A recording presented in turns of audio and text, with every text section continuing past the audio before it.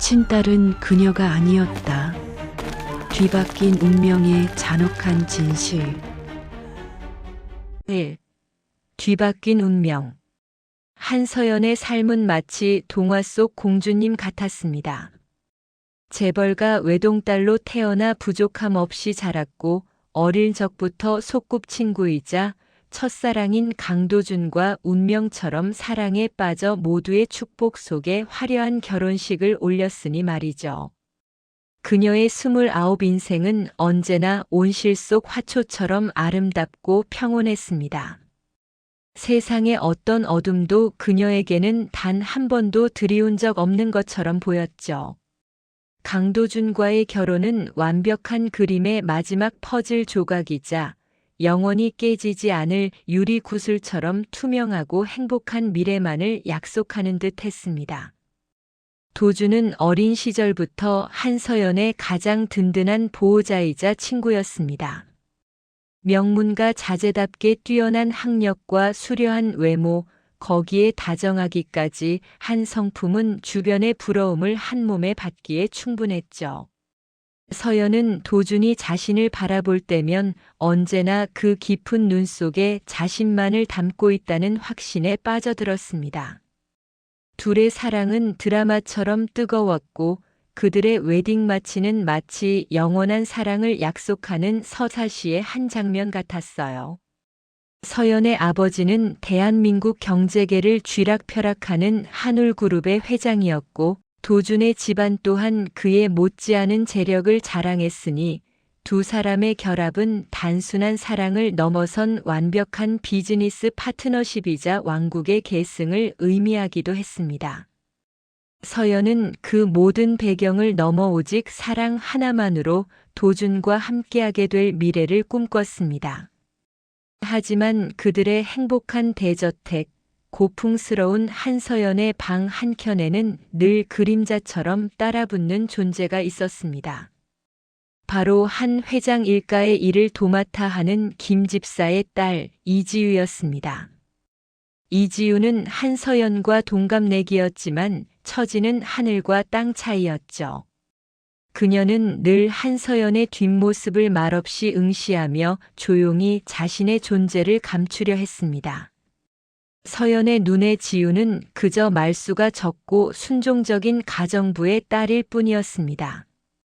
가끔, 아주 가끔 이지유의 눈빛 속에서 섬뜩할 정도로 뜨거운 무언가를 느꼈을 때도 있었지만 서연은 그것이 단지 환경에서 오는 자격지심이나 열등감쯤으로 치부했습니다. 그녀의 순진한 마음은 타인의 깊은 그림자를 헤아릴 만큼 여유롭지 못했으니까요. 결혼을 앞두고 바쁘게 움직이던 어느 날 밤 서연은 우연히 늦은 시간까지 켜져 있는 아버지의 서재에서 희미한 대화 소리를 듣게 됩니다. 문틈으로 새어나오는 아버지의 목소리는 평소의 단호하고 위험 있는 모습과는 다르게 불안과 초조함으로 떨리고 있었습니다. 그 아이가 진실을 알게 되면 모든 것이 끝장이야. 대화의 내용은 정확히 들리지 않았지만 그 아이와 진실 그리고 모든 것이 끝장이라는 단어들이 그녀의 귓가에 불안하게 맴돌았습니다. 서연은 그 자리에 얼어붙었지만 이내 결혼 준비로 인한 아버지의 스트레스려니 하고 애써 마음을 다독였습니다. 그녀는 감히 자신의 완벽한 삶에 균열이 생길 거라 상상조차 하지 못했으니까요. 그날 밤 서연은 잠 못 이루고 뒤척이다 문득 어릴 적의 이상한 기억 하나를 떠올렸습니다. 아주 어릴 때 엄마 품에 안겨 찍었던 오래된 사진 속 자신의 눈빛이 왠지 모르게 낯설다는 기시감. 그리고 늘 그녀의 옷과 소지품을 똑같이 따라하던 이지유의 어색한 행동들. 모든 것은 그저 우연이었을까요? 아니면 이미 그때부터 알 수 없는 운명의 장난이 시작되고 있었던 걸까요? 다음 날 눈부신 드레스를 입고 도준의 손을 잡은 서연은 생애 최고의 행복을 만끽하며 환하게 웃고 있었습니다. 그러나 그녀의 뒤편 웨딩홀 구석에서 차가운 미소를 지으며 그녀를 노려보던 이지우의 눈동자 속에는 이미 파멸의 서곡이 울려 퍼지고 있었습니다. 아직 누구도 알지 못하는 잔인하고 추악한 진실이 곧 서연의 완벽한 세상을 집어삼킬 준비를 마친 채 말입니다. 금이 가기 시작한 완벽한 그림. 결혼 후 한서연의 삶은 여전히 눈부셨습니다.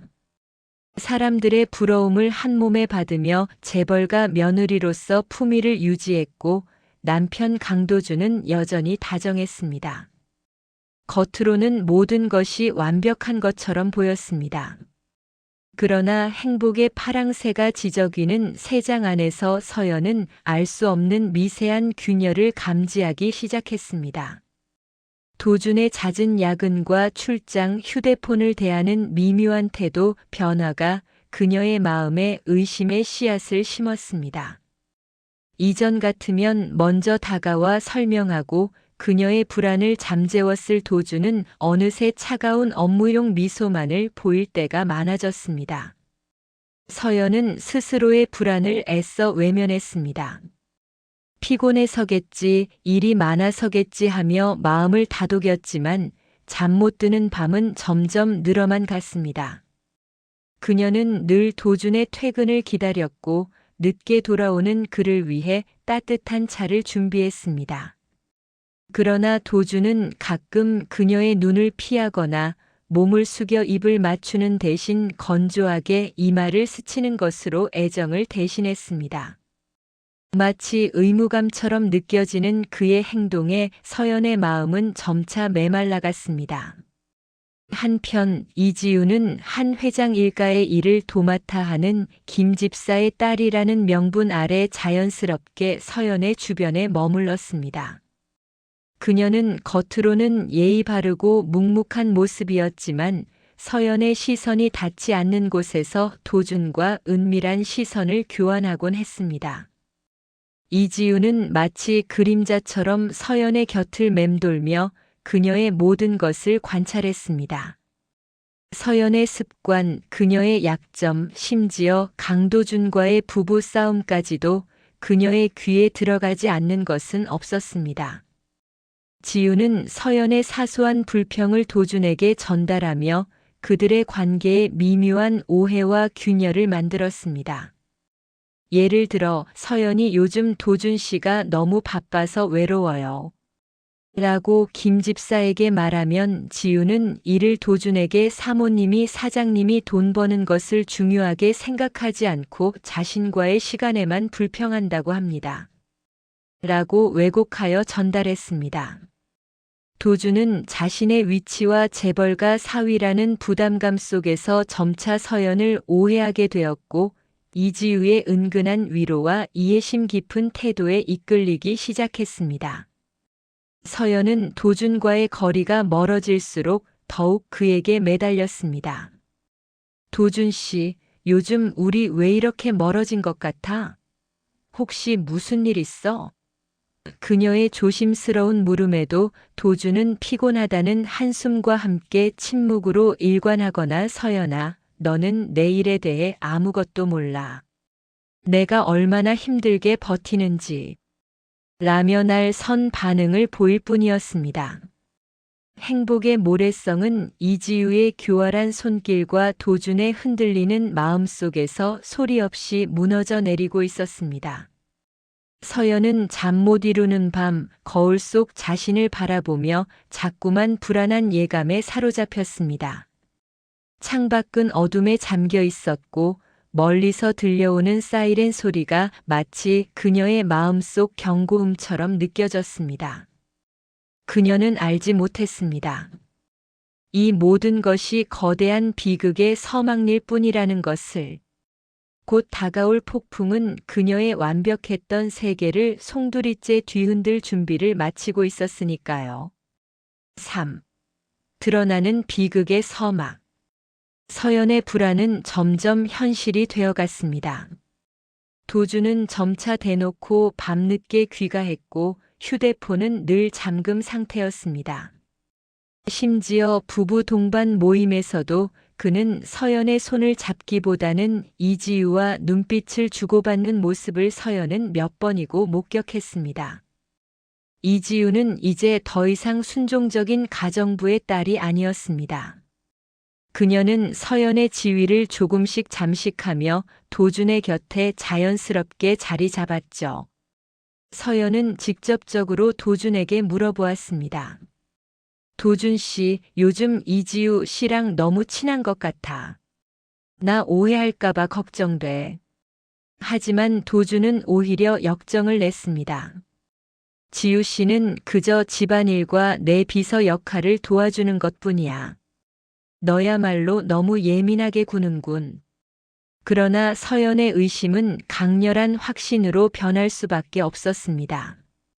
어느 날 우연히 도준의 비상용 휴대폰을 발견하게 되었는데 그 안에는 이지우와 도준이 주고받은 수위 높은 문자 메시지와 은밀한 사진들이 가득했습니다.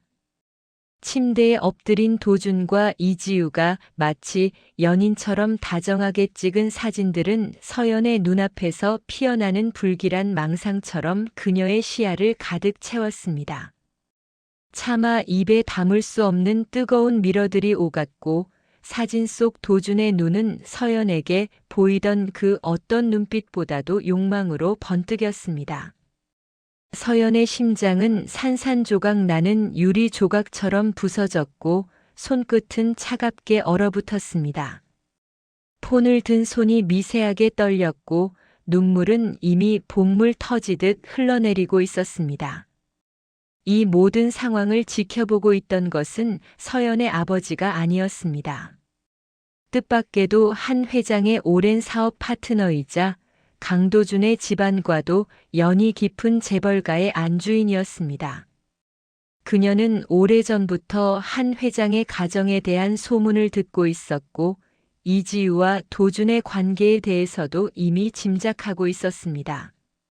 그녀는 서연을 따로 불러냈습니다.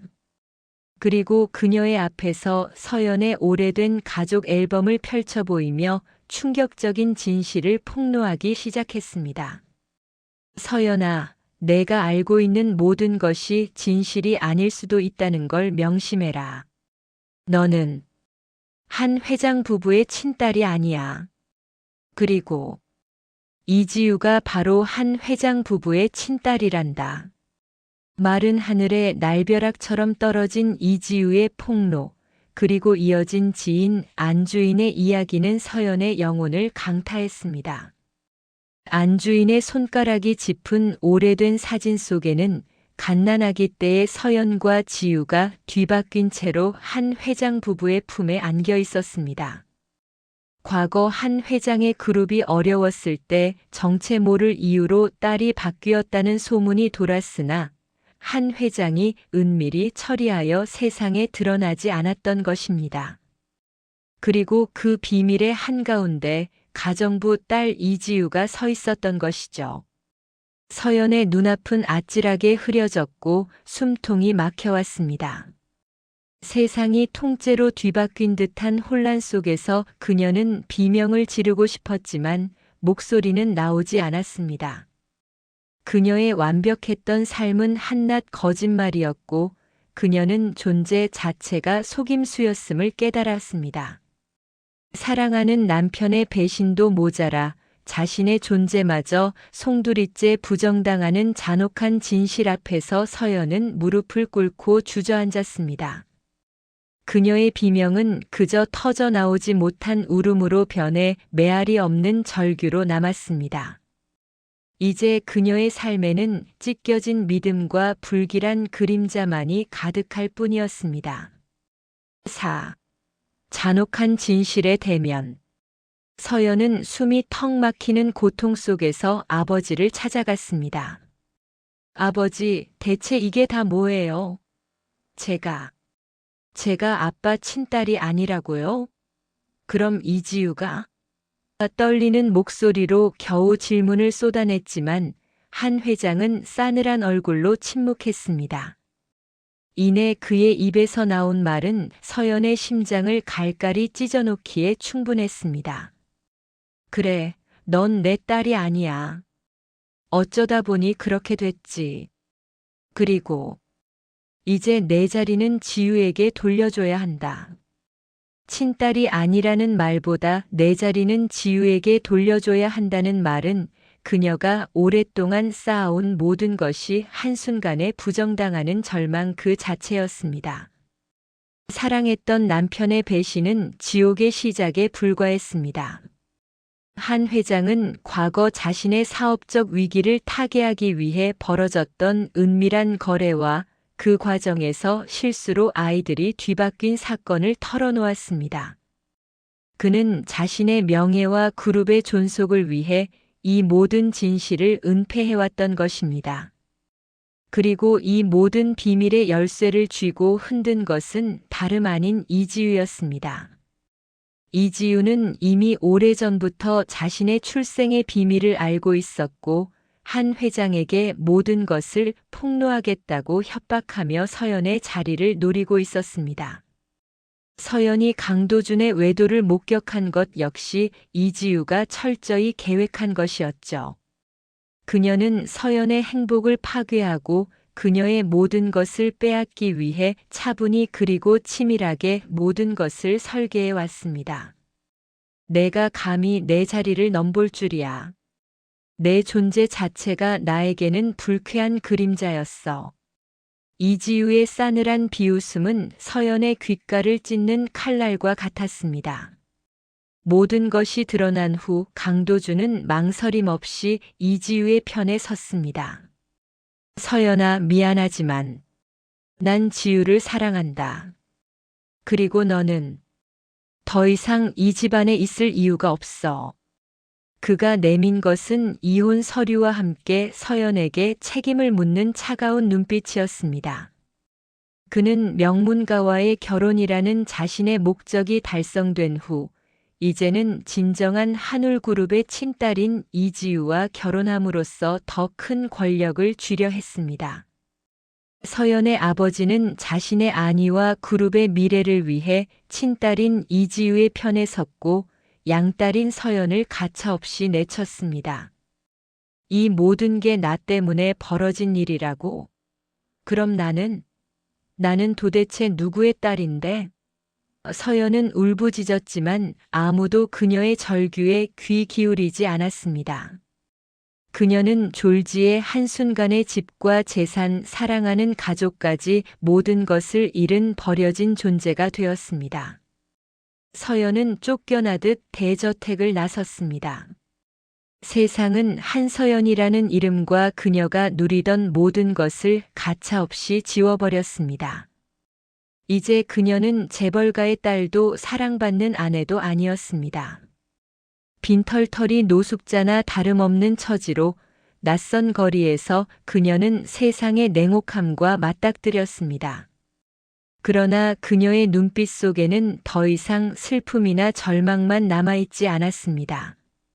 사랑했던 남편의 배신, 아버지의 외면, 친모의 충격적인 진실, 그리고 친구라고 믿었던 이지우의 극악무도한 악행. 이 모든 것은 그녀를 산산조각 냈지만 동시에 그녀 안에 잠재되어 있던 뜨거운 복수의 불씨를 지펴 올렸습니다. 내 인생을 송두리째 빼앗아간 대가. 너희 모두에게 처절하게 되갚아줄 거야. 지옥의 문이 열렸지만 그 문 너머에서 서연은 더 강인하고 잔혹한 존재로 다시 태어날 준비를 하고 있었습니다. 그녀의 차가운 시선은 오로지 복수만을 향하고 있었죠.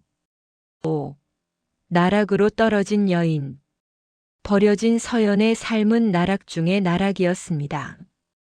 갈 곳 없는 신세가 되어 거리의 차가운 시선을 감당해야 했고 한때 수천만 원을 호가하던 명품 의류는 너덜너덜한 행색으로 변했습니다. 최고급 레스토랑에서 샴페인을 마시던 그녀는 이제 한 끼 식사를 위해 컵라면으로 허기를 채워야 했습니다. 상상조차 해본 적 없는 비참한 현실은 그녀의 자존심을 송두리째 짓밟았고 그녀를 절망의 늪으로 끌어내렸습니다. 매일 밤 악몽에 시달리며 잠 못 이루는 것은 물론 뼈를 깎는 고통과 외로움이 그녀를 옥죄어 왔습니다. 거울 속 자신의 초췌한 모습을 보며 서연은 비명을 지르고 싶었지만 목소리는 나오지 않았습니다. 엎친 데 덮친 격으로 이지우와 강도준은 서연의 이름과 이미지에 먹칠하기 위해 갖은 추악한 루머를 퍼뜨렸습니다. 한서연이 남편을 속이고 이중 생활을 했다. 그녀의 친부모는 하층민이다. 도준과의 관계를 불륜으로 만들었다 등 조작된 소문들은 서연의 명예를 땅에 떨어뜨렸고 그녀에게 일말의 도움조차 막아버렸습니다. 언론은 확인되지 않은 사실을 앞다투어 보도하며 서연을 파렴치한 여자로 낙인 찍었습니다. 한때 그녀를 부러워하던 모든 이들은 이제 그녀를 조롱하고 비난했습니다. 홀로 세상에 내던져진 서연은 아무것도 할 수 없는 무력감에 휩싸여 끝없는 절망 속으로 빠져들었습니다. 몇 번이고 스스로 생을 마감하려는 시도도 했습니다. 이대로 사라져버리면 이 지옥 같은 고통도 끝날 거야. 잿빛 세상 속에서 그녀는 죽음의 유혹에 흔들렸습니다. 그러나 그 칠흑 같은 어둠 속에서 서연의 심장 깊은 곳에 잠들어 있던 뜨거운 무언가가 꿈틀거리기 시작했습니다.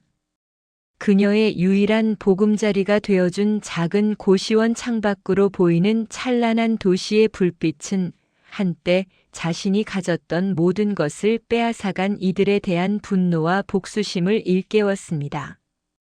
이대로 끝낼 수는 없어. 비참하게 무너질 수는 없어.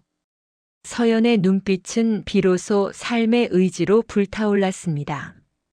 절망이 아닌 복수심이 그녀를 지탱하게 된 것이죠.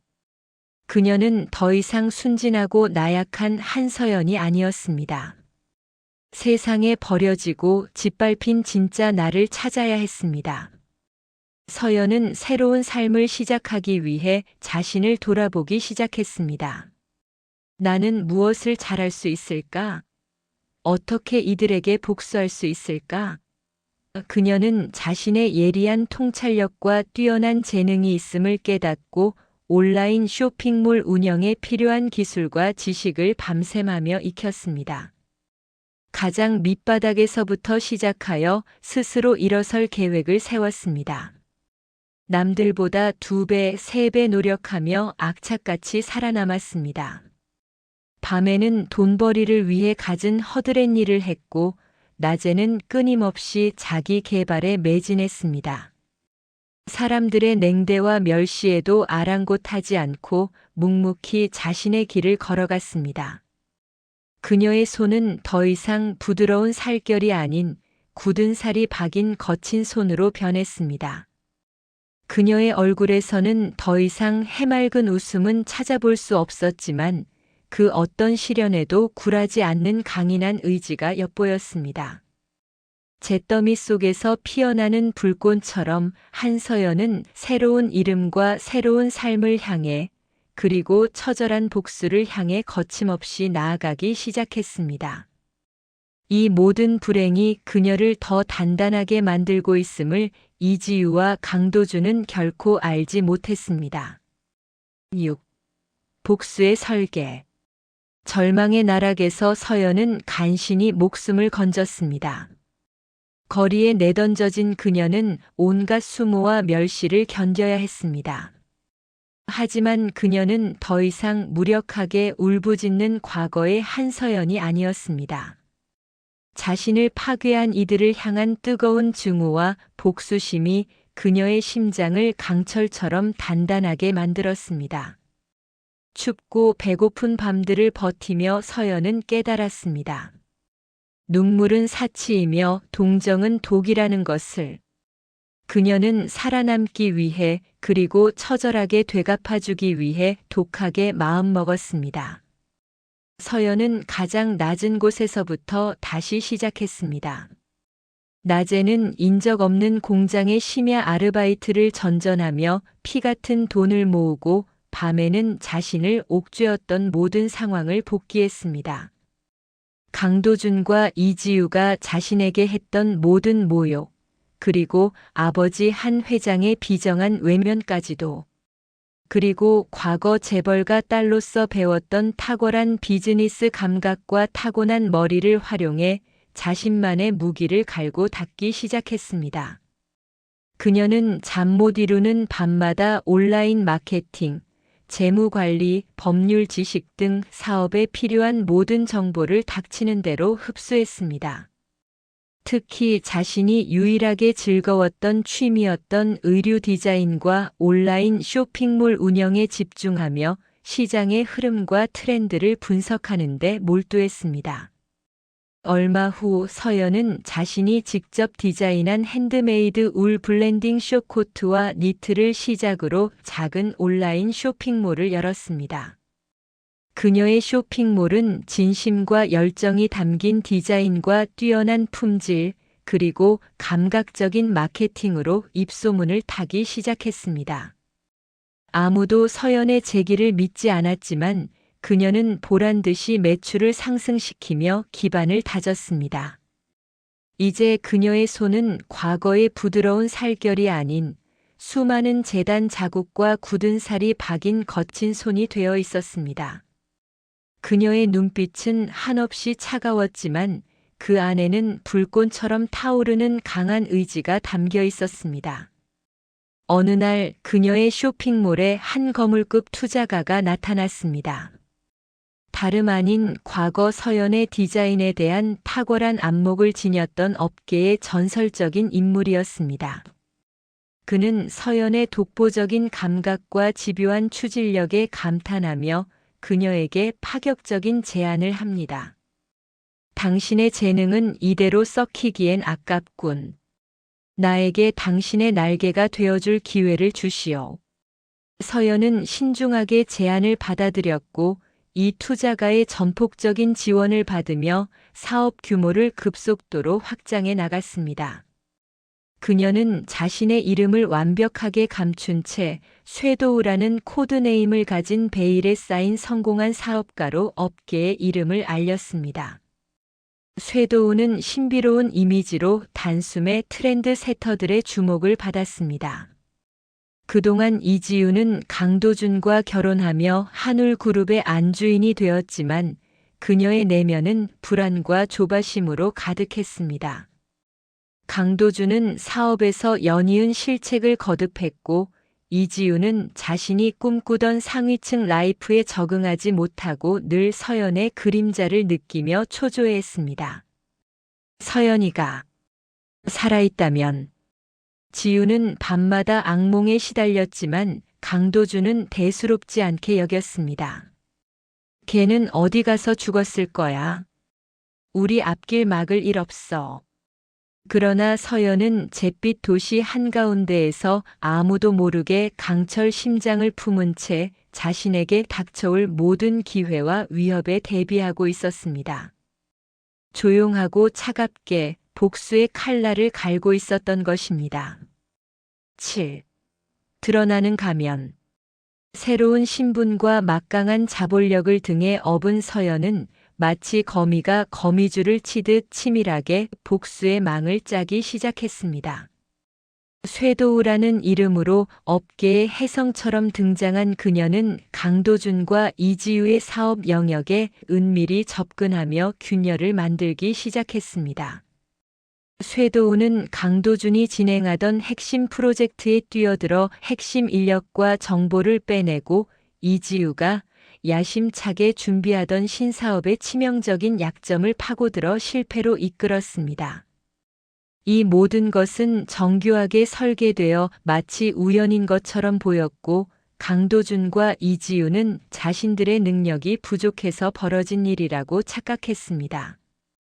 이지우는 자신의 자리가 위태로워질수록 더욱 날카롭고 예민하게 변해갔습니다. 그녀는 자신이 누리던 부와 명예가 불안하게 흔들리는 것을 감지하고 주변 사람들에게 신경질적으로 대하며 본색을 드러내기 시작했습니다. 그녀의 광적인 소비 습관과 과도한 사치는 언론에 노출되기 시작했고 한울그룹의 이미지에도 타격을 입혔습니다. 당신이 대체 나에게 해준 게 뭐예요? 날 이렇게 초라하게 만들 셈이야? 강도준과 이지우의 부부 관계는 돈과 명예를 둘러싼 싸움으로 점철되며 파국으로 치닫기 시작했습니다.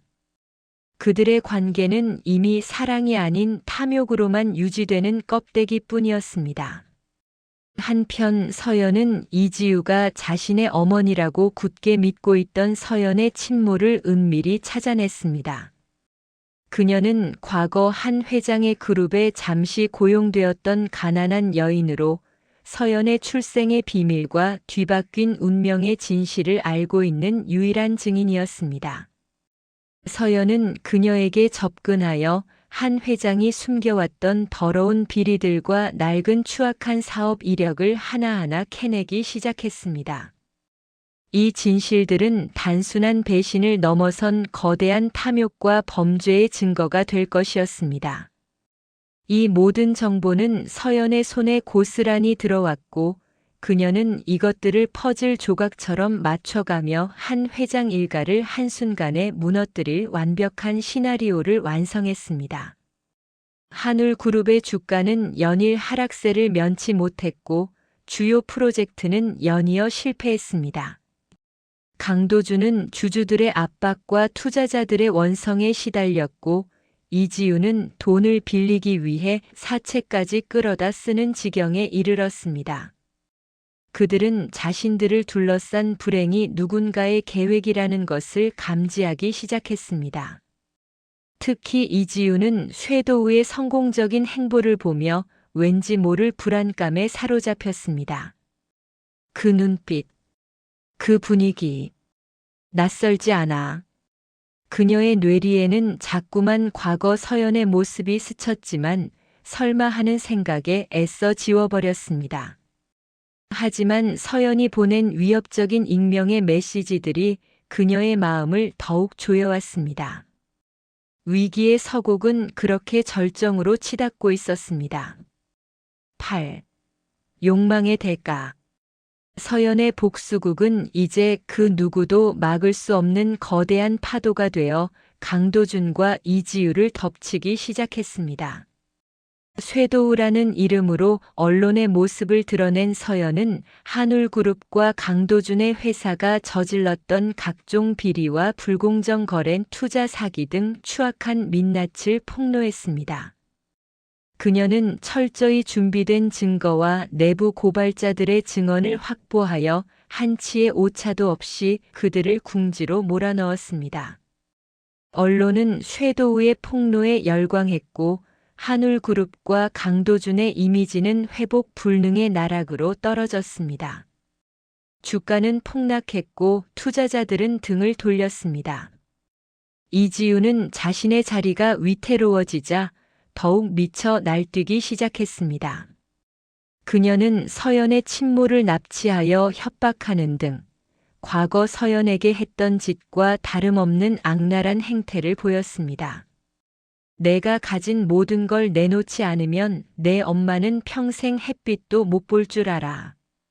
그러나 서연은 이미 이지우의 모든 수를 꿰뚫고 있었고 침착하게 대응하며 모든 상황을 역이용했습니다. 이지우의 광기 어린 행동은 오히려 그녀 자신을 더 깊은 나락으로 끌어내리는 결과를 초래했습니다. 강도준은 이지우의 악행과 자신의 사업이 망해가는 상황을 보며 이 모든 불행의 원인이 이지우의 탐욕 때문임을 깨닫기 시작했습니다. 강도준은 자신의 잘못된 선택과 이지우에 대한 맹목적인 믿음이 결국 자신을 파멸로 이끌었음을 직감했습니다. 과거 서연에게 향했던 비난과 모욕이 부메랑처럼 자신에게 되돌아오는 것을 느끼며 그는 끝없는 후회에 시달렸습니다. 특히 이지우가 자신의 사업 자금을 횡령하고 빼돌린 증거들이 속속들이 드러나자 강도준의 분노는 극에 달했습니다. 내년이 감히 날 이렇게 만들었어? 그는 이지우에게 걷잡을 수 없는 분노를 표출했고 이지우는 원래부터 내 것이었잖아. 너도 결국 나를 이용하려 했던 거 아니야. 라며 비틀린 욕망을 폭발시켰습니다. 그들의 관계는 증오와 분노로 완전히 파탄났습니다. 서연은 이지우와 강도준의 싸움을 조용히 지켜보며 다음 단계를 준비했습니다. 그녀는 한 회장이 오랫동안 숨겨왔던 비자금과 불법 거래 기록들을 찾아내 언론에 보도했습니다.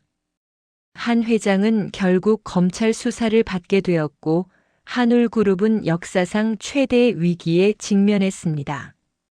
과거 서연을 버렸던 죗값을 톡톡히 치르게 된 것입니다. 이제 강도준과 이지우의 모든 기반은 무너졌고 그들은 더 이상 서로에게 의지할 수 없는 완전한 고립 상태에 빠졌습니다. 파멸의 징조는 이미 그들 주위를 맴돌고 있었고 모든 것이 끝장날 시각은 점점 다가오고 있었습니다. 탐욕의 끝에 다다른 자들의 비극적인 운명은 그렇게 결정되고 있었습니다. 9. 파멸의 춤. 모든 것이 드러났습니다. 언론은 한울그룹의 비리와 강도준의 몰락, 그리고 이지우의 추악한 민낯을 연일 대서특필했습니다. 강도준의 회사는 파산 위기에 몰렸고 한울그룹 역시 존폐의 갈림길에 섰습니다. 강도준은 모든 것을 잃은 폐인이 되어 술과 약에 의존하며 폐허가 된 집에서 겨우 숨만 쉬고 있었습니다. 그의 눈에는 초점 없는 공허함만이 가득했고 비틀어진 입술 사이에서는 서연의 이름이 흘러나왔습니다. 서연아, 서연아. 이제 와서야 그는 자신이 진정으로 사랑했던 것이 서연이었음을 깨달았지만 이미 모든 것이 돌이킬 수 없는 상황이었습니다. 이지우는 궁지에 몰리자 마지막 발악을 준비했습니다. 그녀는 한 회장에게 모든 책임을 전가하려 했지만 한 회장 역시 검찰 수사와 여론의 비난 속에서 정신적으로나 육체적으로 피폐해진 상태였습니다. 한 회장은 결국 쓰러져 병원에 입원하게 되었고 이지우는 이제 혼자였습니다. 그녀는 자신의 모든 것을 걸고 서연에게 마지막 제안을 했습니다. 다시 한번 기회를 줘. 그럼 내가 원하는 모든 것을 돌려줄게. 그러나 서연은 싸늘한 웃음으로 그녀의 제안을 일축했습니다. 내가 감히? 내가 내게 돌려줄 것은 아무것도 없어. 서연은 강도준과 이지우를 한자리에 불러 모았습니다. 폐허가 된 한울그룹의 회장실, 그들의 모든 욕망이 시작되고 끝나는 곳이었습니다. 서연은 쇄도우의 가면을 벗고 강도준과 이지우 앞에 과거의 한서연의 모습으로 나타났습니다. 그녀의 눈빛은 한없이 차가웠지만 그 안에는 거대한 슬픔과 분노, 그리고 승자의 여유가 공존했습니다. 강도준은 그녀의 모습을 보자마자 무릎을 꿇고 울부짖었습니다. 서연아, 내가 잘못했어. 제발 용서해줘. 내가 미쳤었나 봐. 그의 눈에서는 뒤늦은 후회의 눈물이 쏟아졌지만 서연은 아무런 미동도 하지 않았습니다.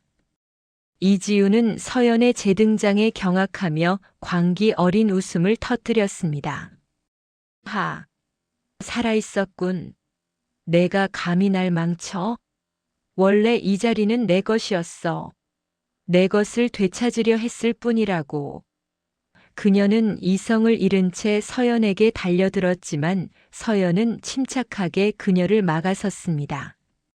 그리고 그녀가 지난 시간 동안 모아온 모든 증거들을 그들의 눈앞에 던져놓았습니다. 이지우의 모든 악행, 강도준의 비겁한 배신, 한 회장의 파렴치한 거래. 모든 진실이 적힌 서류들과 영상들이 그들의 눈앞에 펼쳐졌습니다. 이 모든 복수는 서연이 그들에게 내리는 최후의 심판이었습니다. 너희들은 스스로의 탐욕과 배신으로 파멸을 택한 거야. 그 어떤 변명도 통하지 않아. 차갑게 내뱉는 서연의 목소리는 법정의 판결보다 더 무섭게 그들의 심장을 꿰뚫었습니다. 지옥에서의 재회, 파멸의 춤은 그렇게 막을 내렸습니다. 10. 운명의 왈츠. 이지우의 몰락은 비참했습니다. 그녀의 광기 어린 집착은 결국 정신병원이라는 차가운 공간에 그녀를 가두었습니다. 자신이 가졌던 모든 것을 잃고 아무도 그녀의 비명에 귀 기울이지 않는 곳에서 그녀는 비로소 자신이 만들어낸 지옥 속에 갇혔습니다. 그녀는 마지막까지 자신의 운명이 뒤바뀐 것을 저주하며 서연을 향한 증오를 놓지 못했습니다. 그렇게 탐욕에 눈이 멀어 타인의 삶을 파괴했던 이지우는 비극적인 최후를 맞이했습니다. 그녀의 비틀린 욕망은 스스로를 파멸로 이끌었고 세상은 그녀의 추악한 이야기를 씁쓸한 교훈으로 기억했습니다. 강도준은 모든 것을 잃은 채 폐허가 된 자신을 발견했습니다. 회사는 파산했고 재산은 모두 압류되었습니다. 심지어 가족과 친구들마저 그에게 등을 돌렸습니다. 거리의 노숙자와 다름없는 처지로 전락한 그는 매일 밤 악몽에 시달렸습니다. 꿈속에서 그는 늘 웃고 있는 서연을 쫓았지만 그녀는 언제나 차가운 뒷모습만을 보이며 멀어져 갔습니다. 현실에서도 그는 서연을 찾아 헤맸지만 그녀는 이미 그의 시선이 닿지 않는 곳, 너무나도 다른 세상에서 새로운 삶을 살고 있었습니다. 그는 비로소 깨달았습니다.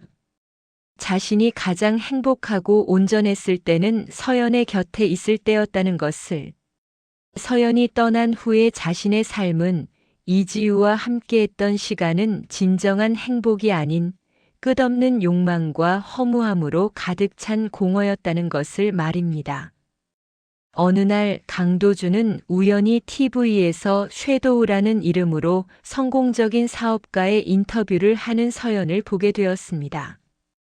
그녀는 과거의 상처를 딛고 훨씬 더 단단하고 우아하며 자신감 넘치는 모습으로 당당하게 자신의 비전을 이야기하고 있었습니다. 그녀의 눈빛은 더 이상 슬픔이나 분노에 갇히지 않은 자유롭고 평화로운 빛을 발하고 있었습니다. 그녀는 그 어떤 미련도 없이 자신의 삶을 찬란하게 개척해 나가고 있었습니다. 강도준은 TV 속 그녀의 모습을 보며 통곡했습니다. 서연아, 나에게 돌아와 줘. 내가 잘못했어. 제발. 하지만 그의 절규는 싸늘한 방 안에 메아리칠 뿐 서연에게 닿지 못했습니다. 그는 이제 자신에게 남은 것이라곤 땅을 치는 비참한 후회와 영원히 끝나지 않을 죄책감뿐임을 깨달았습니다. 서연은 복수를 완성했습니다. 하지만 그녀는 복수심에 사로잡혀 자신의 삶을 낭비하지 않았습니다. 과거의 아픔을 거울 삼아 더욱 강인하고 현명하게 자신만의 길을 걸어갔습니다. 그녀는 한서연이라는 이름으로 재단 설립을 통해 사회에 선한 영향력을 행사하며 진정한 의미의 성공과 행복을 찾아갔습니다. 그녀의 삶은 운명의 장난으로 뒤바뀌었지만 그녀 스스로 그 운명을 개척하며 더욱 멋진 인생의 주인공이 되었습니다. 강도준은 그녀의 새로운 시작을 멀리서 지켜볼 수밖에 없었습니다. 그는 사랑을 배신한 대가를 치르며 평생을 후회 속에서 살아가야 했고, 서연은 과거의 그를 뒤로하고 찬란한 미래를 향해 나아가는 진정한 의미의 운명의 왈츠를 추었습니다. 그의 후회는 영원히 끝나지 않을 것이었습니다.